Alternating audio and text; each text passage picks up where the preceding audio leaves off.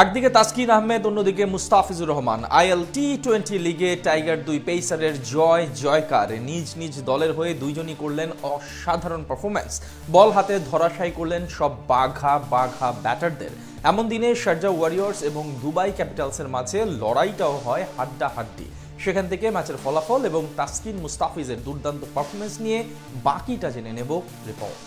তাসকিন বনাম মুস্তাফিজ। আইএল টি-20 লিগে প্রথমবারের মতো দুই বাংলাদেশি ক্রিকেটার একে অপরের মুখোমুখি হওয়ার নজির দেখা গেল আজ, যেখানে দুজনই বল হাতে ছিলেন দুর্দান্ত, অসাধারণ। নিজ নিজ দলের হয়ে রাখেন অগ্রণী ভূমিকা। শারজাহ ক্রিকেট গ্রাউন্ডে এদিন তাসকিনের শারজাহ ওয়ারিয়র্সের বিপক্ষে আগে ব্যাট করতে নামে মুস্তাফিজদের দুবাই ক্যাপিটালস। ওপেনিংয়ে নেমে এদিন সুবিধা করতে পারেননি শায়ান জাহাঙ্গীর। ইনিংসের পঞ্চম বলে সিকান্দার রাজার শিকার বনে সাজঘরে ফিরেন তিনি। দ্বিতীয় ওভারে বল করতে এসে প্রথম দুই বলে বাউন্ডারি হজম করে 12 রান দিয়ে যান তাসকিন। শারজাহ বোলারদের বিপক্ষে দারুণ ব্যাট চালাতে থাকেন সেদিকুল্লাহ আতাল এবং জর্ডান কক্স। মাঝে পঞ্চম ওভারে আবারও আক্রমণে এসে প্রথম দুই বলে বাউন্ডারি হজম করলেও শেষ ডেলিভারিতে ব্যাক অফ লেন্থ স্লোয়ার দিয়ে জর্ডান কক্সকে পরাস্ত করেন তাসকিন আহমেদ। টাইগার পেসারের বলে আউট হয়ে ফেরত যাওয়ার আগে 19 বলে 28 রান করেন কক্স। পাওয়ার প্লেতে 50 রান তুলে শারজাহ ওয়ারিয়র্স। এক প্রান্ত আগলে রেখে দারুণ ব্যাট চালাচ্ছিলেন সেদিকুল্লাহ আতাল। তার সঙ্গে জুটি বাঁধার চেষ্টা করলেও বেশি দূর আগাতে পারেননি লিউস দি প্লয়। আদিল রশিদের শিকার বনে বিদায় নেন এই ব্যাটার। মাঝে 12 রান করে 5 রানের বলে আউট হন ক্যারিবীয় হার্ড হিটার ক্রবম্যান পাওয়েল। বিপরীতে 50 তুলে নেন দারুণ খেলতে থাকা আফগান তারকা সেদিকুল্লাহ আতাল।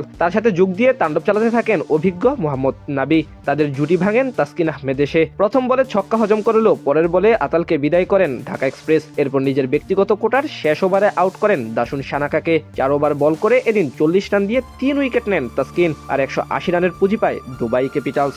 জবাব দিতে নেমে তেমন সুবিধা করতে পারেনি শারজাহ ওপেনাররা। ইনিংসের দ্বিতীয় বলে বল করতে এসে প্রথম বলে বাউন্ডারি হজম করলেও পরের বলে দলকে প্রথম সাফল্য এনে দেন মুস্তাফিজুর রহমান। তার ফুলার লেন্থের ডেলিভারি ক্যাচ দিয়ে বিদায় নেন 4 রান করা জনসন চার্লস, যেখানে ঝাঁপিয়ে পড়ে দারুণ এক ক্যাচ ধরেন ওয়াকার সালাম খেল। খানিক বাদে হায়দার আলীর প্রথম শিকার বনে সাজঘরে ফিরেন আরেক ওপেনার টম ক্যাডমোর। একই বোলারের বলে আউট হন দারুণ খেলতে থাকা টম এবং পাওয়ার প্লেতে 3 উইকেট হারিয়ে 45 রান তোলে দুবাই ক্যাপিটালস।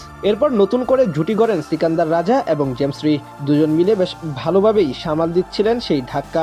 শেষ 10 ওভারে জয়ের জন্য 97 রান লাগতো দুবাইয়ের। 11তম ওভারে সিকান্দার রাজাকে আউট করেন ওয়াকার সালাম খেল। এরপর শারজাহ মিডল অর্ডারের বাকি ব্যাটাররাও ছিলেন ব্যর্থ। প্রিটোরিয়াস, হারমিত সিংরাও বিদায় নেন দ্রুত।